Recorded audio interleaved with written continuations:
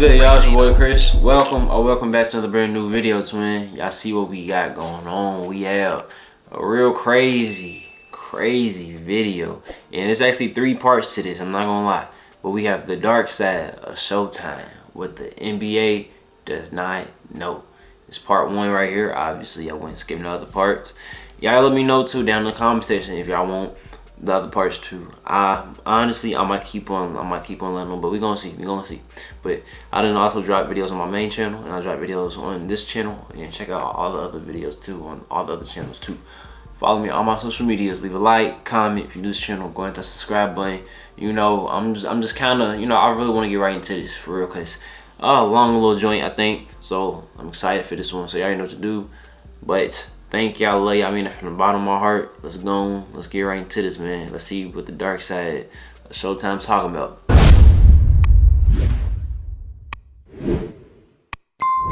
The Showtime Lakers are often thought of a team that, quote, helped save the NBA, as the emergence of megastars and lovable personalities such as Larry Bird and Magic Johnson helped change the narrative on a struggling league that was riddled with drug problems. It was also often thought of as unmarketable into the multi-billion-dollar conglomerate that we see today.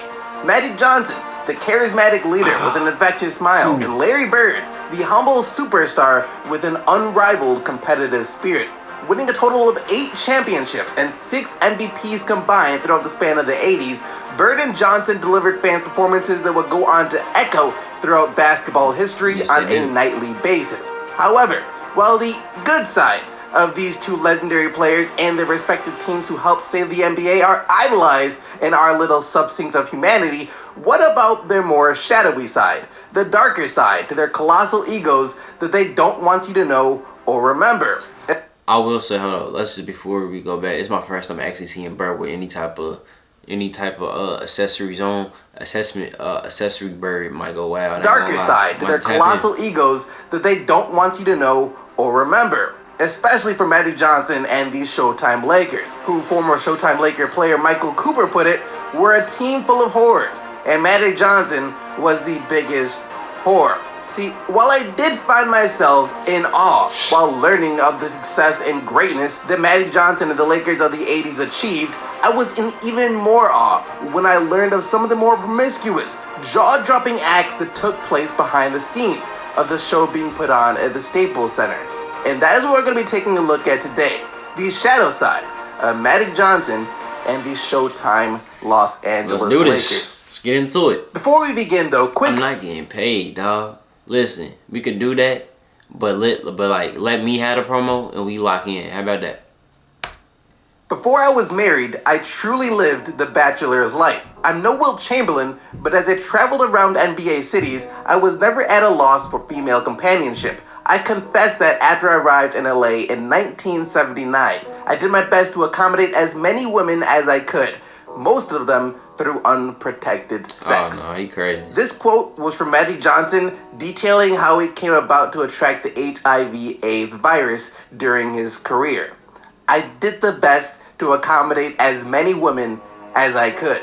That singular phrase sums up the entirety of not just Magic Johnson's life off the court, but the lives of every member of the Showtime Los Angeles Lakers, from the then owner of the franchise, Jerry Buss, all the way down to the 15th man on the roster. None, however, were more into the giving spirit when it came to young, influential women than Buss and Johnson. Dr. Buss seemingly dated a handful of new... Dog, they was going ridiculously insane. I'm not, like, I don't have to even really start to even, I'm already knowing. Because on top of that too, I done brought this up before. Y'all let me know down in the comment section if y'all tapped into that. And I kept saying the wrong, I stuttered hard like a mug. I kept saying the wrong thing in that video too. But what I was trying to tell y'all in that video was on HBO Max, not Netflix, on HBO Max, they had like the little Lakers Showtime little joint. If y'all know what I'm talking about, it's like legit. You went on with Magic and then you see Bird, and I remember they portrayed Bird as a whole asshole and everything like that on HBO Max, not Netflix. But yeah, they got into that. They talked about that too. But nah, this is what they say. This is the meat and potatoes, or yeah. Then Buss and Johnson. Dr. Buss seemingly dated a handful of new, barely able to drive girls every week, luring them in with promises of getting them onto their feet in LA, treating them to fancy dinners, and buying them a new pair of shoes in order to procure their companionship. Bus even going as far to keep a record book with photos of his conquest to show off to his friends after the fact. Which, as scumbaggy as that might sound, he wasn't completely heartless with the woman he saw, as Buzz did pay for most, if not all, of their college expenses and was also happy to oblige with any other financial expenses that they may need assistance with. Dog, I'm sorry, hold up, he's P. Hold up. He had two go into the car that he's about to go into, but then kiss one that's not going with him. This nigga's P. Happy to oblige with any other financial expenses that they may need assistance with. And not only that though, Buzz even stayed in contact with some of them to make sure that everything was alright with them after he had moved on to the next young thing. He wasn't a bad guy, just a bit eccentric. And the eccentricness and promiscuity of Buzz could even be seen as child's play when it comes to Magic Johnson and his relationships with women. See, while Magic Johnson takes pride in the fact that he's been able to go his whole life without the use of alcohol or drugs of any kind, that's probably only because Magic had a different way of coping with the difficulties of life. Women. An exorbitant amount of women. Imagine this scenario for a second. You and a bunch of your friends take a trip to New York, pull up to a hotel, and in the lobby you find a gaggle of women all dying for the chance to throw themselves at you. And not only that, but after getting through said group of women and making it to your room, you're greeted with hundreds of different perfume-scented cards, each with a different woman's phone number inscribed. Now, if you're a guy like me, this is a scenario that goes beyond your wildest imaginations. For Magic Johnson and the rest of the Showtime Lakers, though, this was often just another Tuesday in the office. See, no matter what the city or hotel that the Lakers stayed at least 40 to 50 women would be in the lobby of their hotels waiting for the players. More specifically, waiting for Magic Johnson. And as Magic Johnson said himself, he felt it was his duty to accommodate as many of them as possible. So Magic would simply take an armful of women back to his hotel room for a bit before sending them on their way. Unlike Dr. Buzz though, Magic had no intentions of checking in on these women later down the line. For Magic, it was simply on to the next. And speaking of which, the fun wouldn't stop there. See, after accommodating the groupies from the hotel lobby, Magic typically called a couple of the perfume-scented numbers that were waiting for him in his hotel room for a post-groupie pick-me-up before heading to practice. Yeah, this was a typical day for Magic Johnson before practice. Dog, hold up. You ain't tired, gang? Like, you ain't exhausted, you ain't drained, you ain't... Like... Hey. Yeah. This was a typical day for Magic Johnson before practice. After practice, Magic once again will link up with a handful of more women who will be waiting for him outside of whatever facility the Lakers were currently practicing in, before heading out for the night to the club with some teammates who stated that Magic would always have at least 20 to 30 women draped along his arms on the way to the club. And as you can probably guess by now, after a night of clubbing, Magic would take a few more women with him back to his hotel room, do the deed, send them on their way, and then call it a day, only for the process to repeat itself the next day. I'm tired, and every other day throughout the entire 82-game-long NBA season. Meaning that, on average, Magic Johnson was sleeping with a minimum of 12 to 15 women per day. And even if we take the low end of that, say 12 women per day, and say instead of sleeping with that many people every day, that he only slept with anyone at all 182 days of the year, so about half the year instead of the full year, that still gives Magic a body count of well over 2,000 women per year.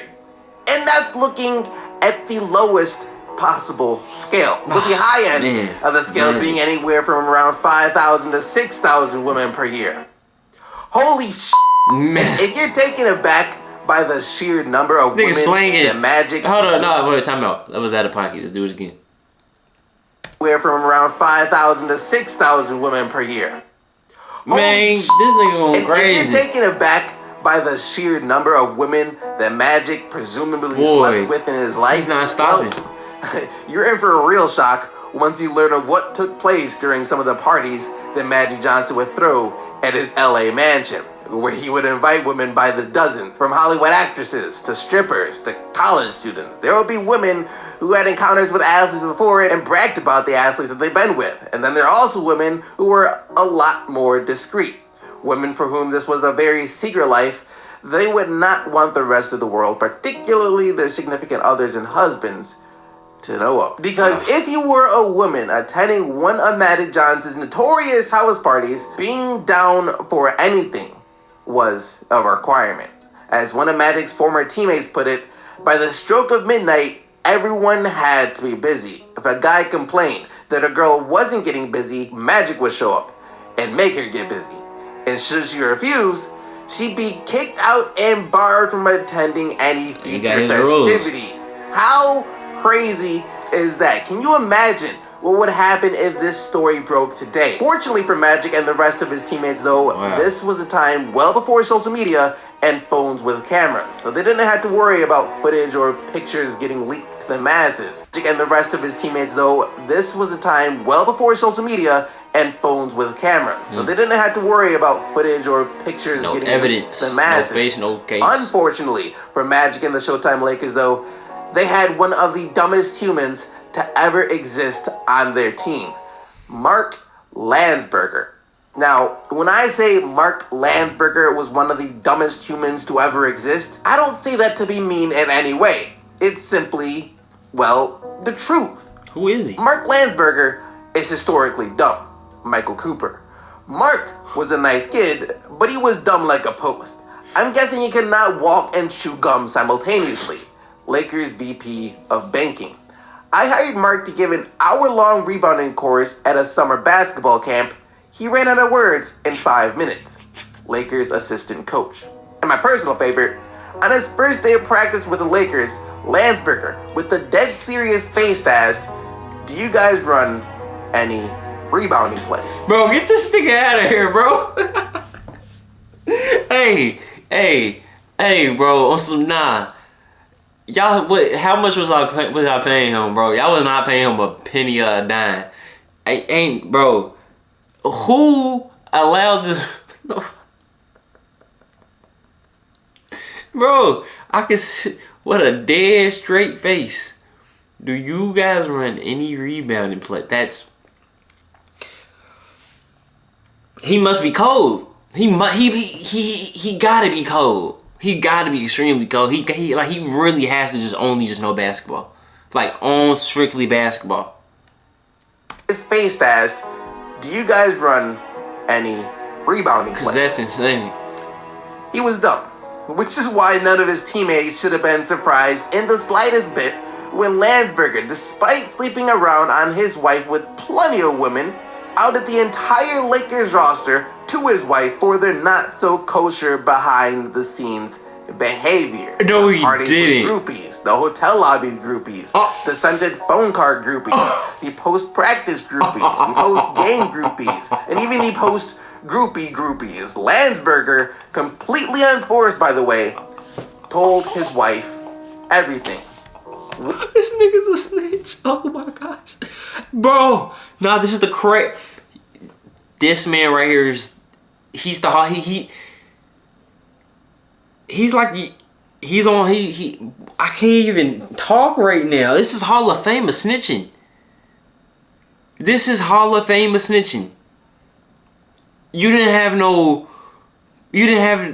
like, dog, you wasn't even like, didn't no gun to your head, nothing. It was just, I'ma tell.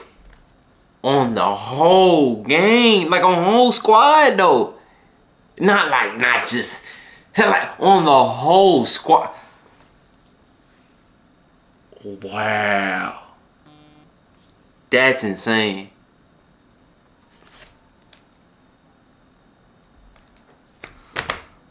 Leon Forrest, by the way, told his wife everything. One man, D'Angelo Russelled an entire NBA roster, resulting in all of the housewives from the Lakers players discovering about their husbands' infidelities. Granted, upon hearing firsthand from Landsberg of what their husbands have been doing behind their backs, most of the wives said that they had already had a strong suspicion that that was the case, and some were even fine with the husband sleeping around since they said it was just one less time they'd have to do him any favors, which I suppose is good because I don't think the players and Lakers could have stopped living their swinger lifestyle even if they tried. It's what happens when women aren't just offered to you on a nightly basis, but thrust upon you on a nightly basis. Which leads us to the creme de la creme, the piece de resistance, the pinnacle of all debauchery, the Forum Club, aka the Staples Center's exclusive brothel. The Lakers, while they may have been the team whose players' libidos most closely resembled that of a rabbit's, weren't the only team filled with guys looking for a good time, as players from opposing teams relished the chance to travel to LA and take on the Lakers. Not necessarily for a chance of beating one of the best teams in the league at the time, but instead because of what came afterwards. The party at the Forum Club. Immediately after the final buzzer sounded, players from both teams could hardly wait to hit the lockers and shower. Role and bench players especially knew that they had to be quick after the games because of what awaited after them at the Forum Club. A buffet of women from which even players from opposing teams could have their picking. Only catch is they had to get there before Magic. Once Magic arrived, all bets were off. And though players did make up a majority of the male figures in the Forum Club, players weren't the only ones who attended these parties. Musicians, artists, actors, football players, baseball players, anyone who was anyone in the LA area would often drop by as well. For the women, for the drinks, and for the drugs. All of the drugs. The drugs was crazy. Now, when most people think of drugs in the NBA, our mind takes us back to the 70s, before Magic and Bird, when the league was riddled with players addicted to cocaine. And while the NBA did have its most public battle with drugs back in the 70s, you'd be misguided to believe that with the emergence of Bird and Johnson that the NBA's narcotic problem magically disappeared, especially on the Lakers. If anyone says Lakers didn't have guys who did blow, it's laughable. There was never a shortage of cocaine. Michael Cooper, Lakers guard and cocaine user. After the games at the Forum Club, the use of cocaine was especially prevalent, with most of the waiters even doubling as cocaine dealers, and the bathrooms being the main place of consumption. Matter of fact, drug use on the Showtime Lakers had gotten to be such a problem that the Lakers advisor, the great Jerry West, hired a couple of private investigators to follow around one particular Lakers player to discover whether or not they had a drug use problem. And the player that West instructed that PI to follow was all-star guard Norm Nixon. Wow. Now, I could write the whole nother video on Norm Nixon's relationship and problems with Magic Johnson, Jerry West, and the entirety of the Los Angeles Lakers, but the main thing you guys need to know is that from day one, Nixon was jealous of the attention and notoriety that Magic was getting. Oh, man. He envied Magic Johnson. And that envy not only caused rifts between Norm and the rest of the team, but it also caused a massive rift between Norm and West, to the point where West had been vying with the Lakers brass to remove Nixon from the roster for years. And as it turned out, this stunt by West would be one of the final straws necessary to make that dream come true. But that story is actually going to have to wait for another time. Alright, so part 2 is most like it has to be a must. I'm not going to lie, gang. But y'all gotta let me know down in the comment section if y'all want part 2. But I'm invested in this. I ain't gonna even lie. I really am. But I thank y'all. Love y'all. Hope y'all did enjoy this. Let me know what y'all think about it down in the comment section. And yeah, more bangers like this gonna be on the way. Follow me on my social medias. Check out all the channels, everything of that nature. Yeah, boys out though.